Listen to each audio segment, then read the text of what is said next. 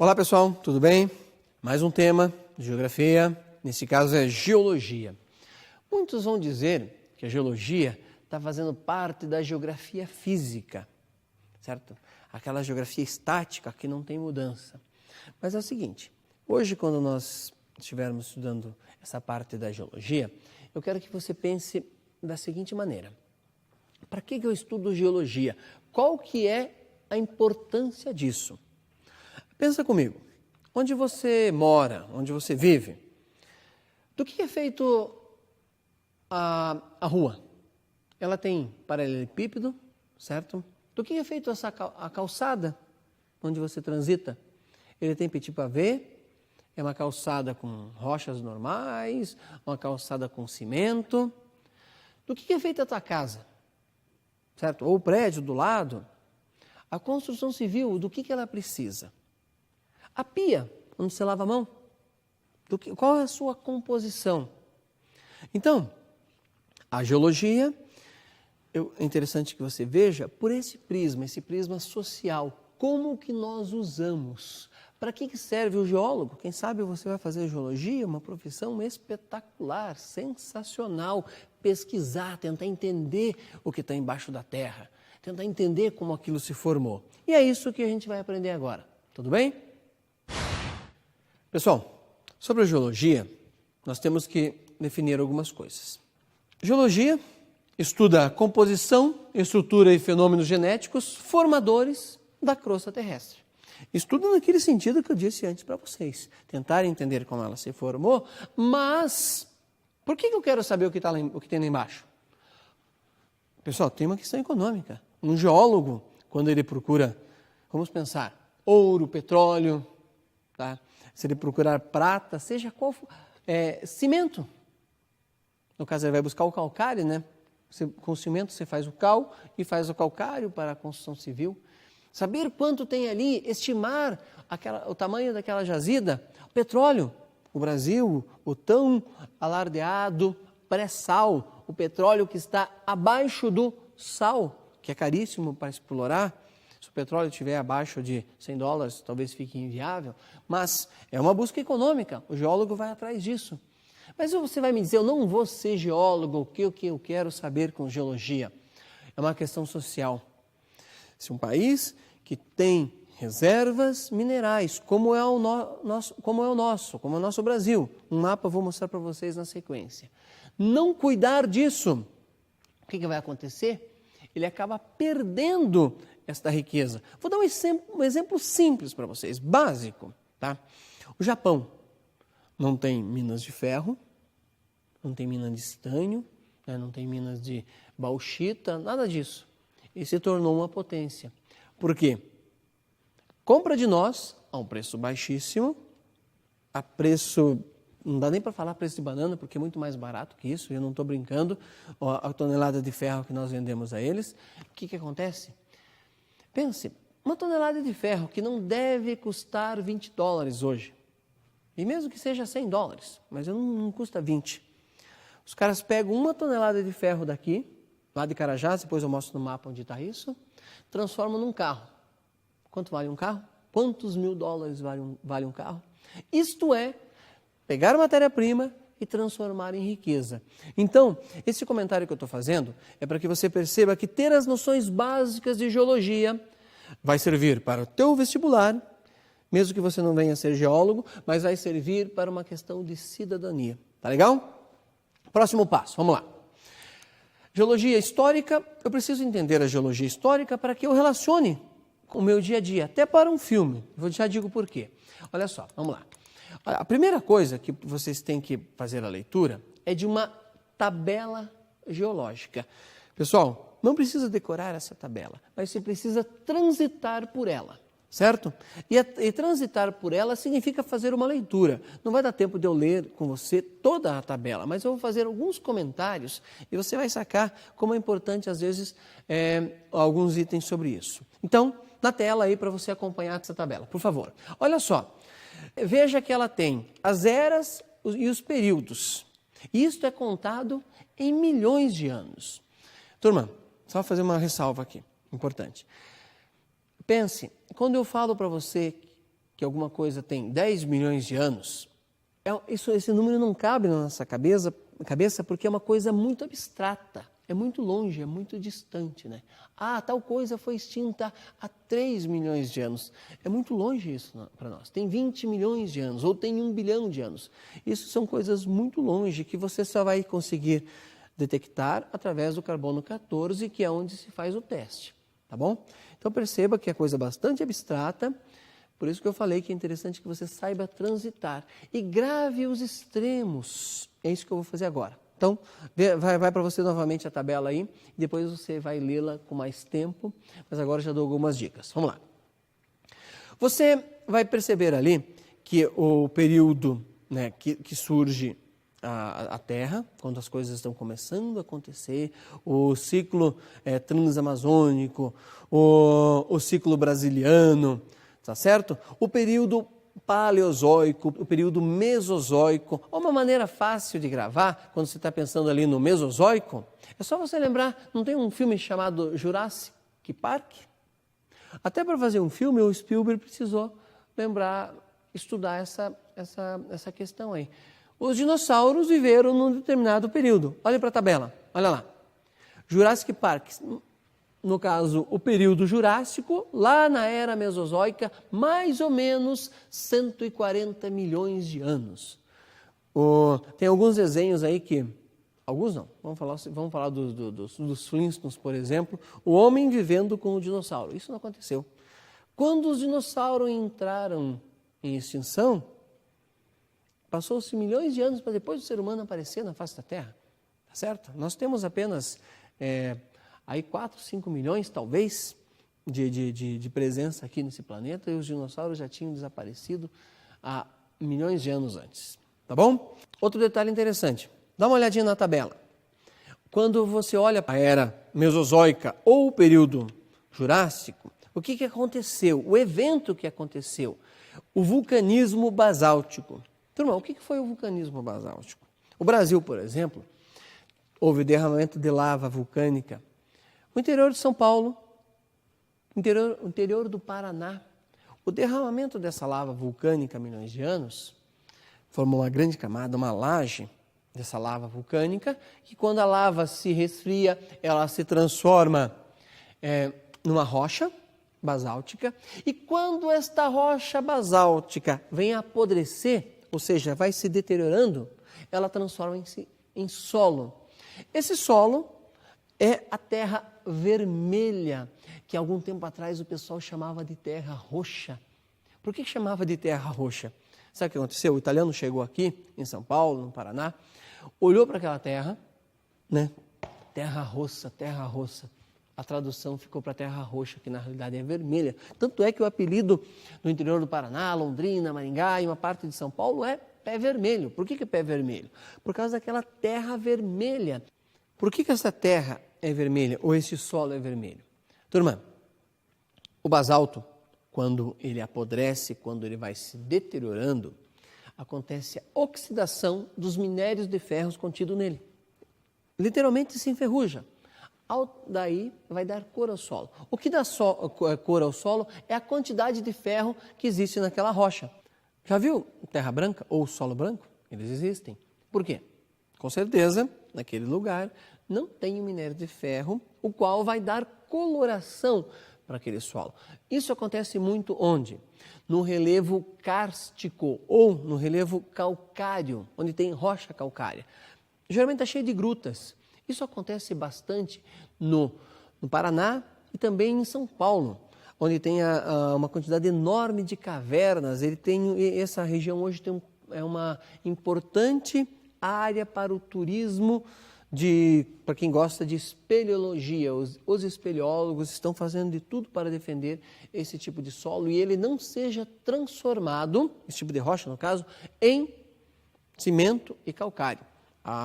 Várias empresas brasileiras exploram isso e, é claro, você precisa derrubar todo aquele patrimônio artístico e cultural que é os espeleotemas para que seja transformado em calcário. O pessoal está brigando muito por isso em São Paulo e no Paraná, tá bom?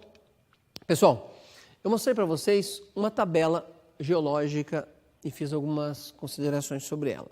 Agora nós vamos ver uma segunda tabela. Para quê? Para que você não seja pego de surpresa. Pera lá, eu estudei uma e agora o cara me mostra outra na prova. Então, o fato de você estar familiarizado com essa próxima tabela geológica, embora ela seja a mesma coisa, mas o seu desenho tem um outro formato, pode te enganar. Então dá uma olhadinha aí. Veja que ela não está naquele quadro normal, né? Observe que ela está uma espiral e está lá no fundo o início de tudo, né? E conforme vai se desenrolando esses acontecimentos, a coisa vai se desenvolvendo, vai se desenvolvendo. Se você for fazer uma análise, os períodos, as eras, as épocas, são as mesmas que existem na outra. Só que ela está num outro formato para que nós possamos entender como nós somos hoje. Como que houve esta evolução. Para que fique mais claro essas duas tabelas, eu vou fazer uma analogia aqui com vocês. Tá? Já que eu disse antes que tudo, esses milhões, 10 milhões, 100 milhões, 140 milhões de anos, 340 milhões de anos, é uma grande abstração na nossa cabeça, é uma coisa muito longe. Pense que tudo tem um ano, certo? A Terra surgiu há um ano atrás, ou ela tem um período de um ano. Imagine que dia 1º de janeiro a Terra surgiu. Ainda era aquela grande bola incandescente, tudo estava derretido, nenhum sinal de vida, aquela grande fusão de rochas. Final de janeiro, as coisas começam a se solidificar. No início de fevereiro, há uma pequena formação de solo. Final de fevereiro vão surgir os primeiros sinais de vida. Janeiro, fevereiro, março, começam a aparecer algumas florestas. Abril, já tem pássaros voando, os dinossauros começam a aparecer. E o que tem que se desenvolver vai se desenvolvendo. Janeiro, fevereiro, março, abril, maio, junho. Em julho acontece a extinção dos dinossauros. Desaparece tudo. E assim vai. E a Terra continua, né? Vem julho, agosto, setembro, outubro, novembro, tudo continua se desenvolvendo, a vida, aquela ebulição. Veja, o homem não apareceu ainda. Vem dezembro. E assim vai até o dia 31 de dezembro. Perceba que a nossa estadia nesse planeta é muito pequena. É imperceptível diante de todos os outros eventos. Nós praticamente não aparecemos nessa escala. Se formos pensar em escrita, então, pense, a escrita só tem 5.000 anos. É coisa novíssima, muito recente. Tá bom? Turma, nós vamos agora dar uma olhada em alguns mapas sobre a questão geológica do Brasil. Por que isso? É no mapa que está mostrando aonde nós temos riqueza, onde nós temos minério e como isso está sendo aproveitado. É isso que você precisa saber. Vamos lá, então? Então, pessoal, está aí o mapa da distribuição das jazidas de petróleo no Brasil. Veja como é importante o estudo da geologia. Há pouco tempo atrás, ninguém imaginava que o Brasil tinha tanto petróleo. Foi a insistência de alguns geólogos, foi a insistência de alguns governos. Um exemplo deles é o Getúlio Vargas, tá certo? Para quê? Para buscar petróleo. Qual a importância do petróleo? Turma, veja, o mundo se movimenta através disso. O mundo tem toda a sua base energética baseada onde?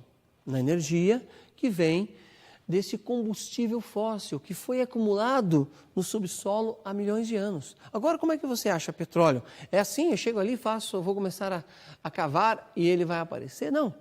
O geólogo vai ter que estudar aquele solo durante um longo período, começar a fazer, a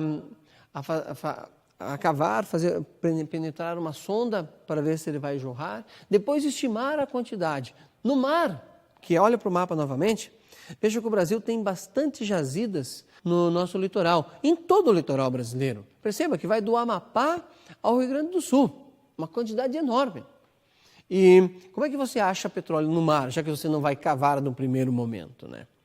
Tem, claro, você vai introduzir uma sonda no solo marinho, vai retirar ali resíduos de solo, vai levar para o laboratório e já se tem uma escala para se saber se ali tem ou não tem petróleo e depois fazer cálculos para saber a quantidade que existe. Tá bom? Vamos a mais um detalhe, vamos olhar mais um mapa. Acompanhem comigo, por favor. Olha aqui no Amapá. O que nós temos ali? Ouro e manganês. Também existe bauxita, né? Agora, para que serve o manganês? Manganês, bauxita, todos eles são utilizados na composição com o ferro, por exemplo, para fazer o aço. E no caso da bauxita, para fazer o quê? O alumínio. O que tem o alumínio? Pessoal, desde a latinha do refrigerante, componentes de relógio, a sua TV, onde você está assistindo isso, o seu DVD, tem alumínio. É um mineral de primeira linha, cobiçado pelo mundo inteiro, tá certo? O que o pessoal quer com isso? É uma questão econômica.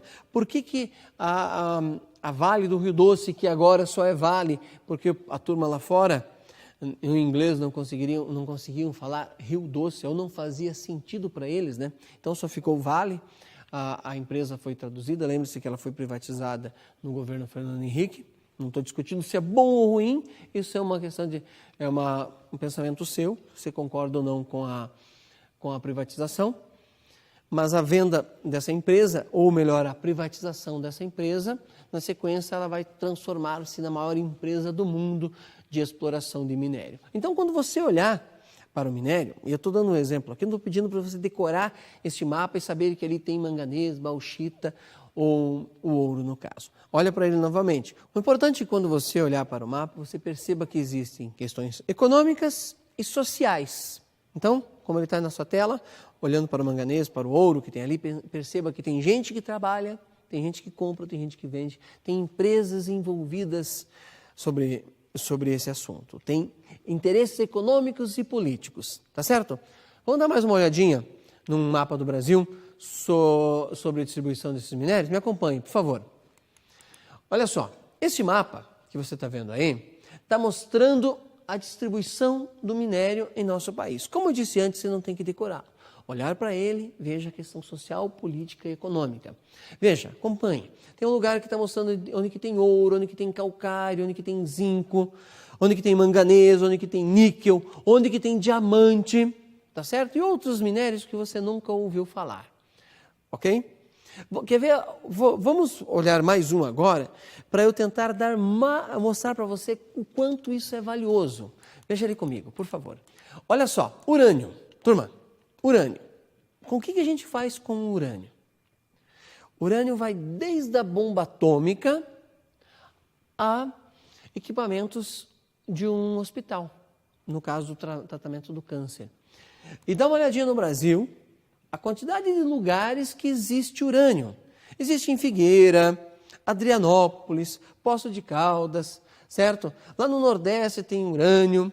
O Brasil está entre os 10 maiores países que têm reservas de urânio. Aliás, o Brasil já consegue dominar todo o processo, desde a extração até pegar o urânio e transformá-lo numa bomba atômica.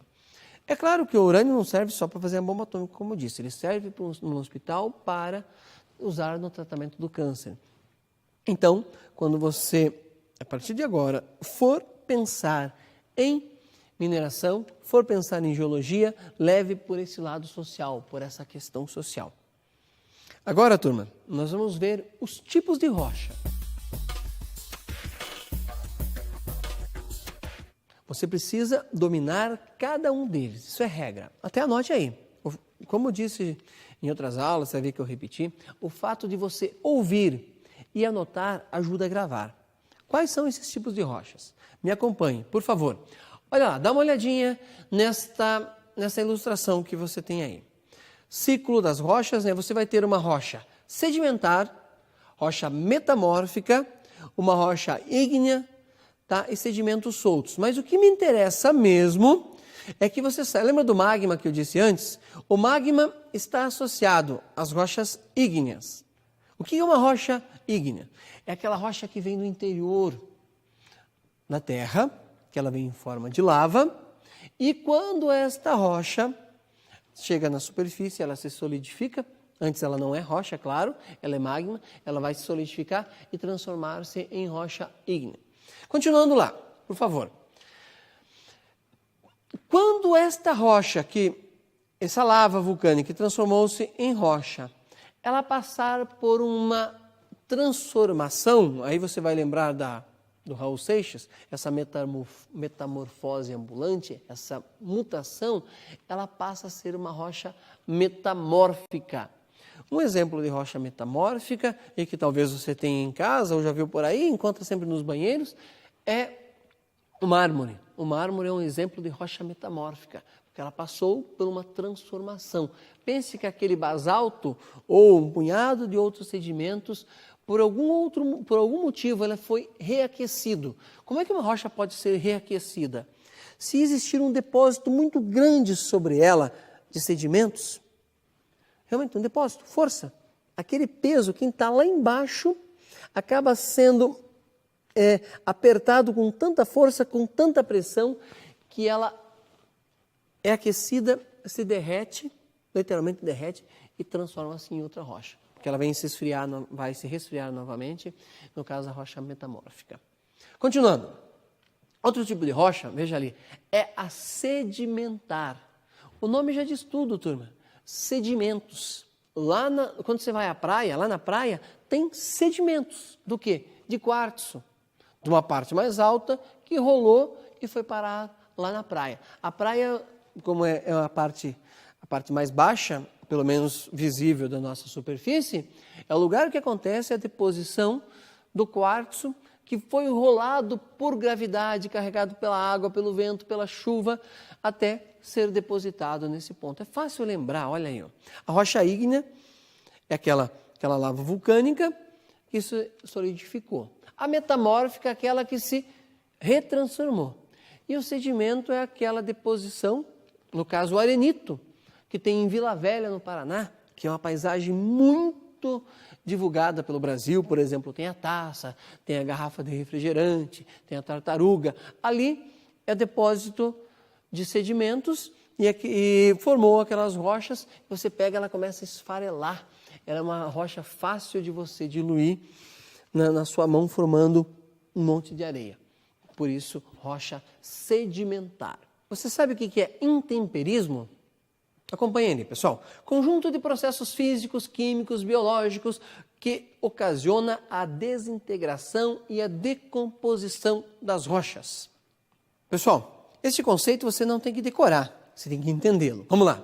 A rocha, durante o dia, recebe a luz do sol. Se ela recebeu a luz do sol, ela vai aquecer. Se ela aqueceu, ela dilata. À noite, quando não temos mais a luz do sol, esfria. Portanto, a rocha vai se contrair. Dilatação e contração faz a rocha se quebrar. Isto é a parte que fala ali, ó, processo físico. Tá certo? Processo físico, dilatação e contração. Vamos ver um exemplo de processo químico. A água da chuva dissolve os minerais. Além da água da chuva bater com força na rocha e ajudar a quebrar, ela, com a química H2O, ela acaba dissolvendo os minerais que tem na rocha e ela vai carregar.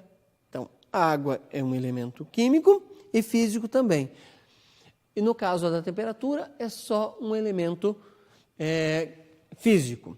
As raízes das árvores também é relacionado ao processo químico. A raiz da árvore ajuda, com as suas enzimas, que ela vai soltando na água ou na terra, ajuda a dissolver, ajuda a transformar a rocha. E, ao mesmo tempo, ela é um processo químico.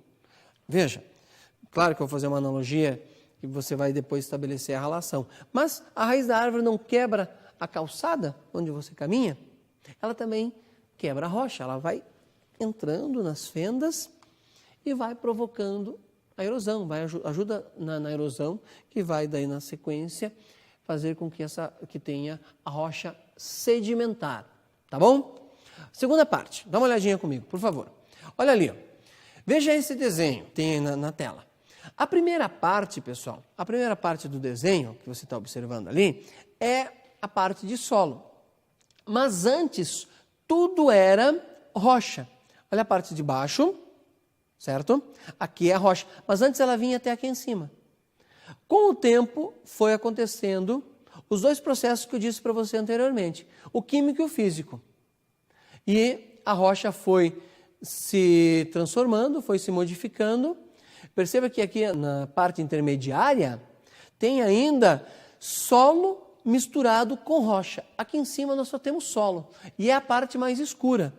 O solo, quanto mais escuro ele for, quer dizer que ele tem mais matéria orgânica, ou seja, melhor para a planta. Tá bom? Segundo passo que eu quero que você veja. Vamos lá. Turma, tem aí, esse aqui é um morro testemunho. Dá para dizer para você que é um morro testemunho.